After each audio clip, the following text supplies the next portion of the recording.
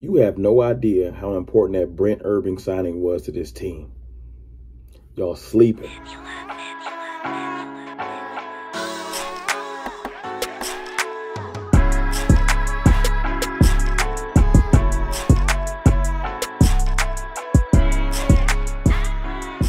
What's good, people?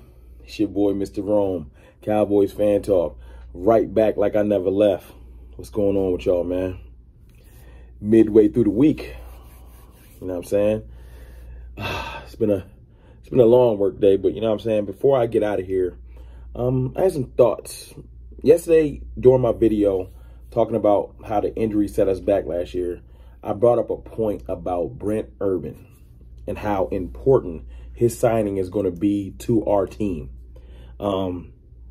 It's one to easily get overlooked because during free agency, we were too mad about us not picking up the big name stars and getting frustrated with the team because, you know, we the Cowboys, we want like high marquee things that happen all the time. You know what I'm saying? We don't respect strategic moves. And during this time, this is when I started to realize that the team is moving more strategic than we give them credit for. What was our biggest issue last year? Run defense. Look at the defensive statistics. Our biggest problem is run defense. You're talking about teams pulling off 250-yard games on us on a regular basis. I think Cleveland went for 300, which is just demoralizing. Anyway, it all started with the middle, the foundation, man. Our middle was soft, like S-O-F capital T type soft. Antoine Woods would continuously get blown off the ball, make a splash play every 6 games, and then do his little stupid dance and piss me off every time. Like, the team as a whole, we just couldn't hold. Like, we had some flashes. We had Neville Gallimore flash later in the season a couple of times, which excited me. But remember, in the beginning of the season, we had Dontari Poe out there. We had Ty Crawford out there, he was just a shell of himself. Who else did we have at DT? It was just poor play up and down the line. I think we had a gentleman named Hamilton out there, Justin Hamilton. It just, the defensive tackle room was poor, and your defense is built, it's like building a house.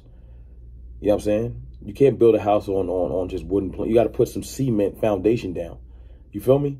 So the reason why the Brent Urban signing gets me excited is because we were bringing in a gentleman whose mindset, number one, not just his physicality. You know what I'm saying? He's a big man. He can handle himself physically in the trenches. But see, sometimes it's more than that. You need somebody to come in with the right mindset. Brent ain't worrying about sacks. He ain't thinking about splash plays. He said, I want to eat double team for breakfast. I want my linebackers to run free. That's important. This is a veteran. He's been in the league since 2015. And he was definitely a big reason why Baltimore's run defense has been good over the years before he went to, I think, Tennessee and Chicago. And I don't know about Tennessee, but I know Chicago always has a stout run defense. And it's people like him are the reasons why. You know, his mindset is all about functionality of the defense, not worrying about self and trying to go after, let me get this sack or make sure I make the play. It's more so, I do my job. Like, do your job, and everybody else can do their job. You feel me? People like Brent Urban spawn people like Quentin Bohanna. Big Bo has the same mindset. When drafted, one of his first interviews, he said, ain't no more run. I think it was a tweet. Ain't no more running down in Dallas. Which means he understands, even from playing in Kentucky, he understood Dallas run defense was trash. That's why I'm here. I'm not here to get sacks. We got other players that's going to get sacks, like Micah Parsons. Y'all been seeing his rushing skills? Micah Parsons has been looking crazy. The fact that he can come off the edge like that 4.3 speed, and he played D and all in high school, the versatility of him is going to be crazy. I'll touch on that in another video soon, why Micah Parsons is one of the... But if Brent Urban's been the thing that people have been sleeping on, Michael Parsons is being underestimated on the impact he's going to have on this defense. Let's put it like that. But I'll touch on that in another video. But think about the changes. Let me bring up the D-line that we got now. We got Urban, who I'm almost positive is going to start. And I think that Gallimore is going to start next to him. think of the versatility. Gallimore's been looking like he's putting in that work in the offseason. He's looking like he's put on a little bit of weight, but like healthy weight. His biggest attribute coming out was his first step. Gallimore's first step is incredible. You know what I'm saying? Urban is just physically strong. You know what I'm saying? He can actually do that thing they was trying to get our D-line to do last year, which is catch a block and eat it and get to the gaps. But my point is, if you look at the D-line, we got Tristan Hill still, who I think might not make this team. I think Tristan Hill might not make it. I don't know. Y'all tell me if I'm wrong in the comments. Where is he going to go? We got Carlos Watkins, another person that might be a casualty. I mean, just think about it. You got Brent Urban, Neville Gallimore, Odigizua, Osa. You got Quentin Bohanna. You got Chauncey Goldston, who I think is going to be, Chauncey is going to be our new Ty Crawford. He's going to be able to play in and play out. You know what I'm saying? I think Osa is going to be able to do that too. Like, very versatile players with high motors and physicality. So I think Tristan, and I know for sure Justin Hamilton ain't making this team. I don't think, what's the other guy? Tristan Hill, Justin Hamilton, and Watkins got to watch their back. Because I don't know if they're going to make it. The competition is just too steep. Gallimore's posed to break out this year. And I think Urban's going to be a great run stopper. Big Bo is going to be our one tech, and he's going to be incredible. And we got an assortment of 3 techs that are fresh and better than what we had, like miles better than what we had last year, except for Neville, who was here. Those things are going to change this defense.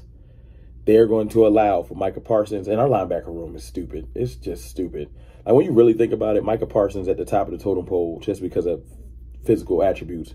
Then you got Jalen Smith, who are people out on, but I'll put a pause on that because I've been hating on him. But this is just listing for now. Jalen Smith, Leighton Vander Esch, who's hopefully healthy, like heading into the season and ready to go. Then you got Keanu Neal, who they brought in, who knows Dan Quinn's system and is a very physical player in general. And then you got Cox, who I think that's like my sleeper. Like his cover skills, he could be a safety if he wanted to be honest with you. And or play like nickel corner, you know, pretty well. Like he could cover receivers. So our linebacker room, like we blinked and it's over. So if we got the amazing new revamped front 4. We got an amazing linebacker room. That's what's going to carry this defense. As much as people want to talk about your secondaries, because look, your defense is built one of 2 ways. That's the way I look at it. It's either your front 7 carries the back half, or you do like New England used to do, where the back half covers your mediocre front 7. You know, we have the potential to have an incredible front 7 finally because of the youth mixed with the experience, with the overall athleticism, like incredible linebacker play.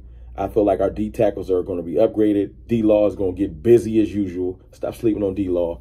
And Randy Gregory's poised for a breakout year. So the front 7 is going to carry the back half. It just is what it is. I have high hopes for the back half, but it's more question marks with that than the front 7 in my eyes. But y'all let me know what y'all think in the comments as far as, do you think that Brent Urban Simon is really going to be substantial for this defense? Because I do. You know, also, let me know if you think that what's going to carry our defense. Is it just going to be a mixture, or is it going to be the front 7 helps the back half out? Or is it going to be the back half outshines the front 7 by some miraculous thing that I ain't see coming? You know what I'm saying? Because Trayvon Diggs is legit and Donovan Wilson is legit. But that other safety position, KZ, that's a question mark. The other corner, Anthony Brown, seems like he might be starting. And I got faith in Kelvin Joseph 100%. But y'all don't. You know what I'm saying? So we're going to have to see. Look, it's your boy, Mr. Rome. I just want to jump in here and tell y'all who I thought was the most slept on move of this offseason. I holla.